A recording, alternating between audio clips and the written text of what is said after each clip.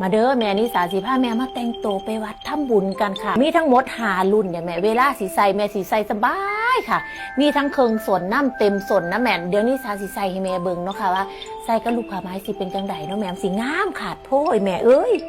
คุณแม่รุ่นนี่ก็แนะนำเด้อจ้านี่นะยิ่งเนี่ยเห็นว่าคุณแม่ผู้ใดนี่หน้าเท้ากว้างๆหลังเท้าอ้วนนิสาสิแนะนำคุณแม่ใส่ดีค่ะคุณแม่ใส่ละนุ่มสบายเท้าค่ะอันนี้รุ่นนึงเนาะอันนี้ก็รุ่นเอกตาเนาะแม่เนาะผู้ใดอยากใส่สบายค่ะตัวนี้ก็มียางกันลื่นนะเนี่ยใส่ดีค่ะคุณแม่เนาะเฮามักรองเท้าแตะเนาะแม่เนาะแต่ว่าต้องใส่หลวมนิ้วเท้ารองเท้าเฮาเนี่ยแม่เฮาสิได้เก็บเชฟสวยๆจ้าบัดเทื่อนี่อันนี้คือกันได้คุณแม่อันนี้ก็ใส่ดีคุณแม่เนี่ย